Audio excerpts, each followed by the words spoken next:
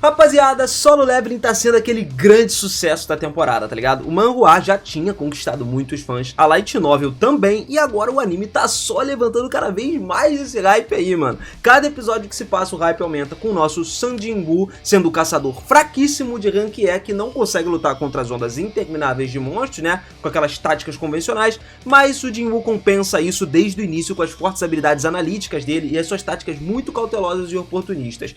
Isso vai dar uma virada de chave incrível mais pra frente na história. Mas essa parada que a gente falou não só torna o Sun Jin-woo um cara identificável e agradável, como sendo aquele cara oprimido que faz o que deve pra sobreviver, mas também permite que ele veja toda a situação dos caçadores contra monstros de um ponto de vista completamente novo e mais perspicaz, tá ligado? Outros caçadores mais fortes, inclusive, se preocupam em aprimorar suas técnicas e lutar contra os monstros mais fortes nas masmorras, nesse estilo de fantasia em busca dos saques. Só que o Sun Jin-woo, ele é diferente, cara. Ele é aquele pensador tático que só usa a inteligência pra sobreviver. Mais importante ainda, esse fato dele ser dessa forma que usa tudo pra sobreviver é o que transformou ele no que ele é hoje, no que ele se tornou no final de todos os tempos. A gente tá falando de uma grande descoberta que vai rolar e que existe muito além de só a história de Solo Leveling, né? Tipo assim, o negócio é absurdo mesmo. Por trás de todo o sistema, por trás da criação de tudo, dos deuses de Solo Leveling, a gente vai explicar exatamente toda essa história hoje, entender o que rolou, por que eles escolheram o Jin-woo e não outra pessoa, do que eles são capazes em termos de poder e o que eles têm a ver com as dungeons que começaram a surgir nesse mundo aí. Então, cara, pega a pipoquinha, prepara e vem comigo que a história é boa, meu amigo. Vamos lá!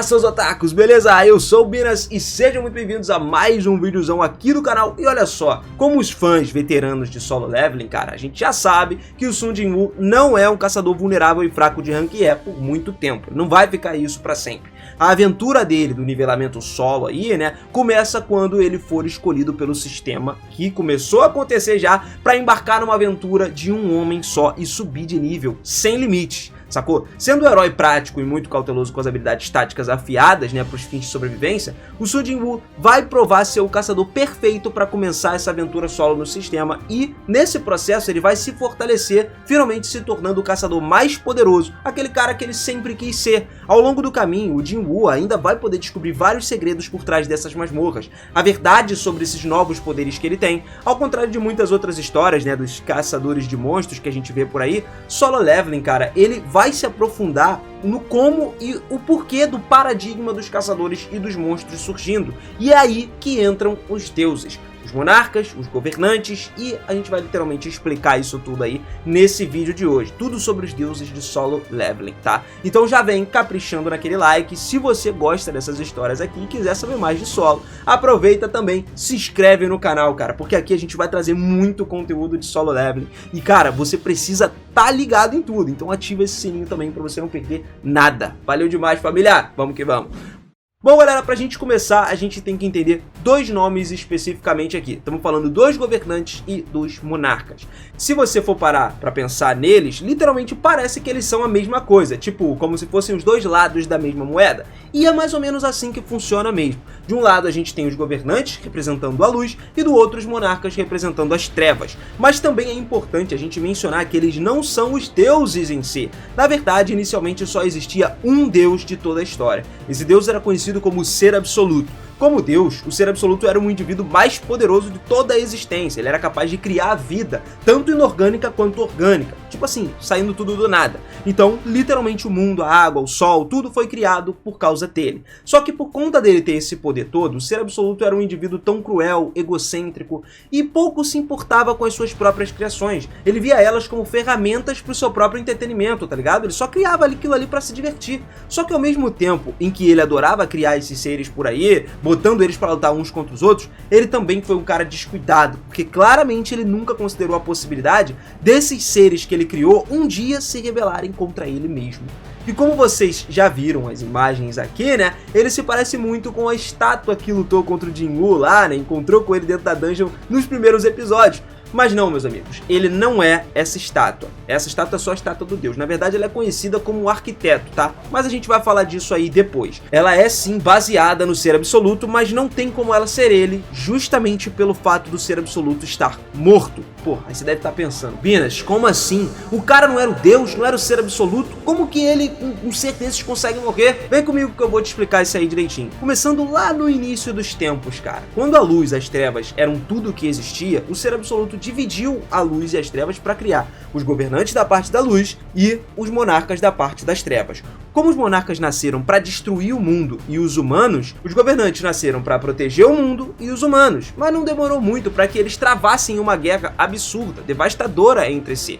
Depois dessas eras de guerra sem fim, não tinha-se uma vitória à vista, ninguém sabia o que ia acontecer, era um negócio infinito. Os governantes então pediram ao ser absoluto que desse a eles força suficiente para que eles conseguissem acabar com os monarcas, para sempre, finalmente pôr um fim a esse derramamento de sangue, tá ligado? Só que, cara, o ser absoluto simplesmente não respondeu, cortou laços. Nesse momento é que os governantes perceberam que essa guerra contra os monarcas era só puro entretenimento para ele. O que o ser absoluto não queria que essa guerra terminasse, ele queria que continuasse para ele ficar assistindo. Esse fato, junto com toda a compreensão de que a guerra nunca terminaria enquanto o ser absoluto tivesse vivo, levou os 7 dos 8 governantes a se rebelarem contra o seu próprio deus. Tá, mas por que 7 dos 8? Porque um deles, sendo o mais poderoso, o Ashborn, o último e mais forte governante, foi o único que permaneceu leal ao ser absoluto e fez o possível para tentar deter os governantes. Só que acabaram que, pô, é 7 contra 1, não tem como, né? Todos os governantes, mesmo ele sendo mais forte, o Ashborn foi facilmente derrotado,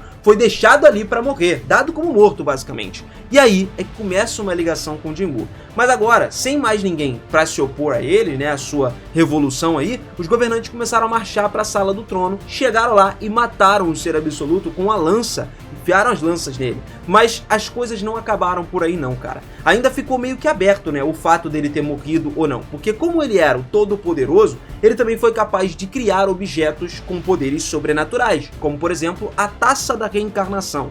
Esse item foi um item criado pelo ser absoluto que tem o poder de retroceder no tempo.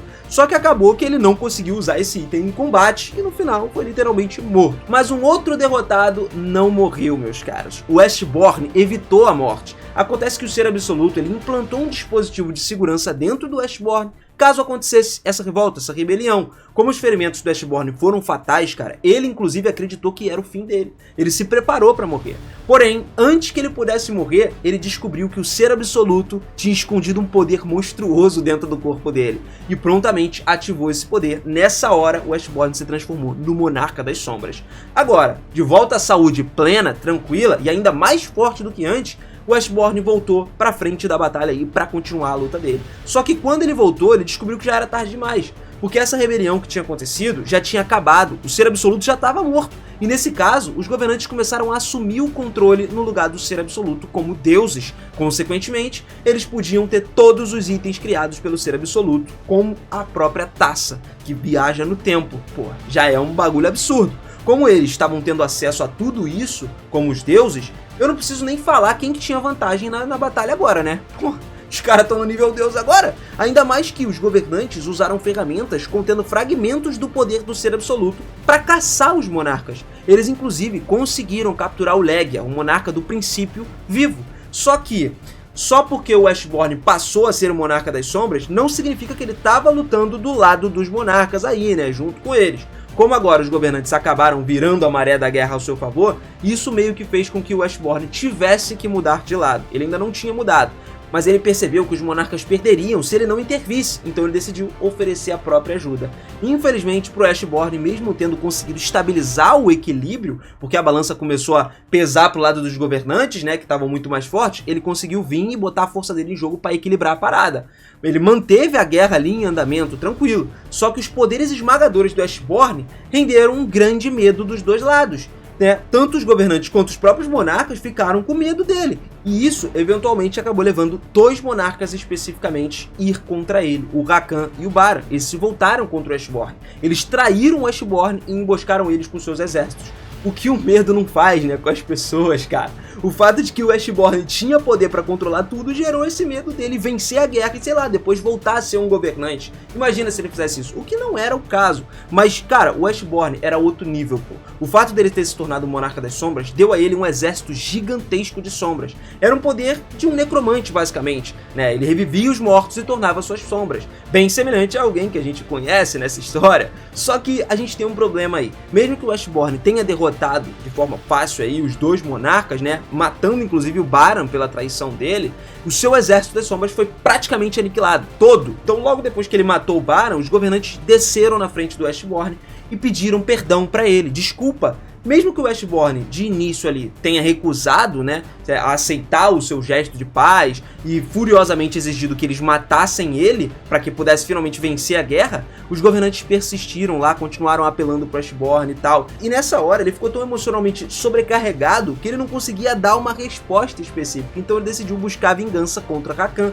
Aí o Ashborn fez o quê? Deixou o campo de batalha e se escondeu para poder reconstruir o exército das sombras dele, permitindo que os governantes finalmente derrotassem os monarcas e forçassem eles a se esconder. Foram praticamente extintos. Eles foram se esconder justamente aonde? Nas fendas entre mundos. Em um certo momento, depois disso aí, né, no entanto, o Ashborn retornou para os monarcas. Ele foi até o Antares, o monarca mais forte de todos, e ele foi rapidinho em receber ele de volta. O Antares aceitou de boa, já que 2 dos monarcas foram perdidos e o resto ainda estava muito enfraquecido pela derrota contra os governantes.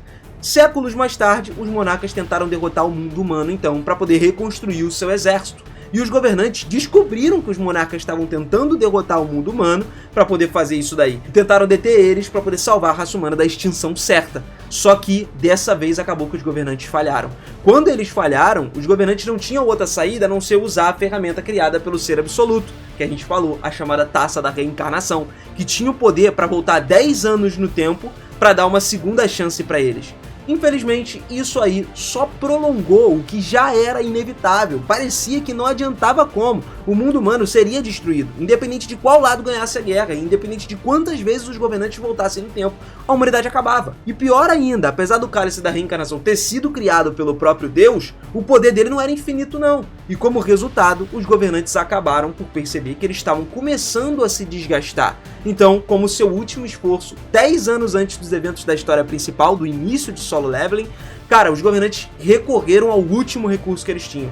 Eles geraram os portões, expondo toda a humanidade à existência das feras mágicas, fazendo com que enormes quantidades de mana passassem para o mundo humano e lentamente começassem a saturar esse mundo com magia suficiente para que eles pudessem resistir ao peso da guerra com os monarcas. Ao mesmo tempo, eles também concederam os poderes divinos a certos humanos, que se tornariam os caçadores aí, 7 deles, os mais brabos, os mais fortes do mundo. Só que, como ainda não sabiam que o Ashborn estava do seu lado ou não, os governantes decidiram não arriscar e incumbiram uma outra pessoa, o Sang-I Wan, que era um dos 7 caçadores, um dos mais poderosos, com a missão de matar o novo Monarca das Sombras que nascesse, se ele viesse, pô. E eles já pensavam o seguinte, pô, o Ashborn, ele vai achar um recipiente na Terra, assim como a gente achou, pô.